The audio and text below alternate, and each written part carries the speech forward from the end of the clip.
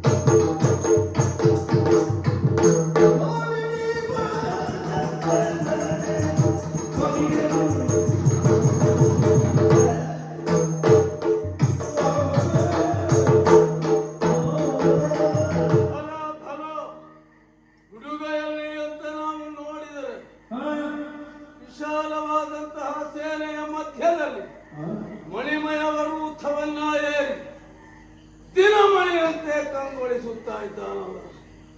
ಆಹಾ, ನಿಜವಾಗಿ ಕ್ಷಾತ್ರ ಹಾಗೆ ತನ್ನಿಂದ ತಾನೇ ಬೆಳಗುವಂತಹದ್ದು. ಯಾರು ಎನ್ನುವುದು ಮುಖ್ಯ ಅಲ್ಲ. ಅಚ್ಚ ಕ್ಷಾತ್ರವನ್ನು ಈ ಪ್ರಪಂಚದಲ್ಲಿ ಸ್ವಯಂ ಪ್ರಭೆಯನ್ನು ಹೊಂದಿರುತ್ತದೆ. ಎಳೆಯ ಹುಡುಗನಾದ ಇವನಲ್ಲಿ ಈ ಎಳೆಯ ವಯಸ್ಸಿನಲ್ಲಿ ಪ್ರಭುತ್ವದ ಎಲ್ಲ ಲಕ್ಷಣಗಳು ಕಾಣಿಸುತ್ತಾ ಇದೆ. ಅಲ್ಲದೆ ಇದ್ದರೆ ಇಷ್ಟು ಬೃಹತ್ತಾದ ಚತುರಂಗ ಸೇನೆಯನ್ನು ತನ್ನ ಮನಸ್ಸಿಗೆ ಹೇಗೆ ಬೇಕೋ ಹಾಗೆ ಅದನ್ನು ತಿದ್ದುವ, ಅಲ್ಲ ಅದನ್ನು ಮುನ್ನಡೆಸಬಹುದಾದ ಸಾಮರ್ಥ್ಯ ಎಲ್ಲವರಿಗೂ ಬರುವಂತಹದ್ದಲ್ಲ. ಅದು ಪೂರ್ವ ಪುಣ್ಯ ವಿಶೇಷ. ಏನೇ ಇದ್ದರೂ ಧಾರಿಣಿಪ ಸುತ ಇವ ಎನ್ನುವುದರಲ್ಲಿ ಅನುಮಾನವೇ ಇಲ್ಲ. ನಿಂತ ನಿಲುಮೆಯು, ನೋಡುವ ನೋಟವು, ಇದುವರೆಗೆ ಪ್ರಕಟಿಸಿರಬಹುದಾದಂತಹ ರೀತಿ ನೀತಿಗಳು ಇದೆಲ್ಲವೂ ಇವನೊಬ್ಬ ಧಾರಿಣಿಪನ ಸುತ ಎನ್ನುವುದು ಗೋಚರಿಸುತ್ತಾ ಇದೆ. ಅದರೊಂದು ಯುದ್ಧವನ್ನು ಅಪೇಕ್ಷಿಸಿ ಬಂದವನು ಎಳೆಯ ಹುಡುಗ. ಏನೇ ಇರಲಿ, ನಾವು ನಮ್ಮ ಸ್ಥಾನ ಗೌರವವನ್ನು ಇಟ್ಟುಕೊಳ್ಳಬೇಕೋ ಬೇಡ? ಯಾಕಂದ್ರೆ ಸ್ಥಾನ ಗೌರವ ಇಟ್ಟುಕೊಳ್ಳುವುದು ಹುಡುಗರ ಎದುರಿನಲ್ಲಿ, ಹೆಂಗಸರ ಎದುರಿನಲ್ಲಿ ಬಹಳ ಕಷ್ಟ. ಯಾಕೆ ಅಂತ ಕೇಳಿದರೆ ಅವರ ಮನಸ್ಥಿತಿಯೇ ಹಾಗೆ. ಹಾಗಾಗಿ ಅವರಲ್ಲಿ ವ್ಯವಹರಿಸುವಾಗ ನಾವೇ ಎಚ್ಚರಿಕೆಯಿಂದ ವ್ಯವಹರಿಸಬೇಕು. ನೋಡೋಣ, ಹುಡುಗನನ್ನು ಹೋಗಿ ನಾನೇ ಮಾತನಾಡ್ತೇನೆ.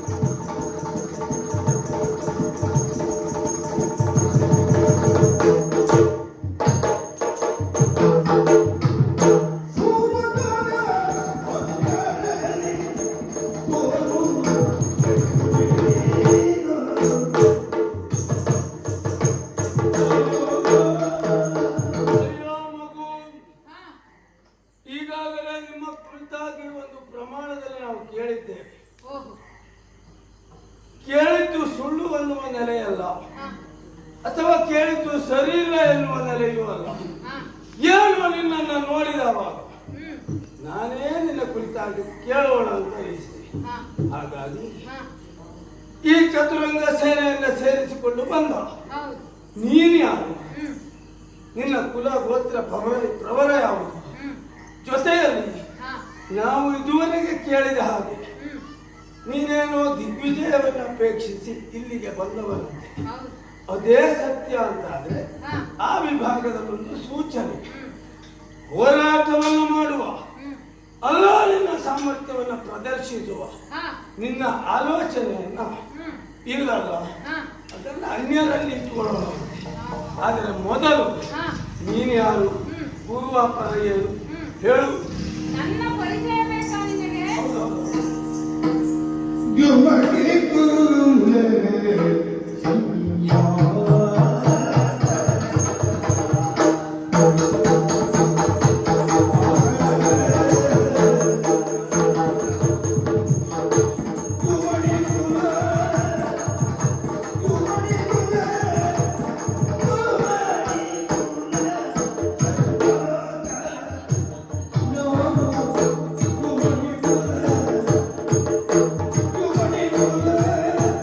Oh,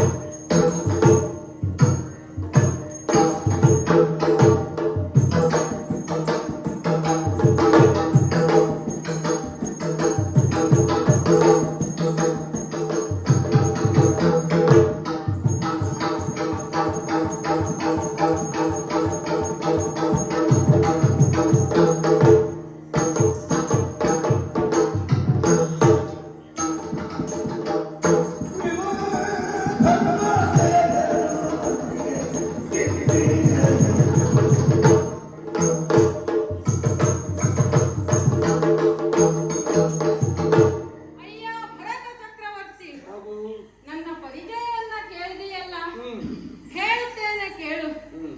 ಸೂರ್ಯವಂಶೋದ್ಭವ, ಅಯೋಧ್ಯ ಪುರಾಧಿಪ, ರುಕ್ಮಾಂಗದ ಕೇಳಿರಬಹುದು ನೀನು.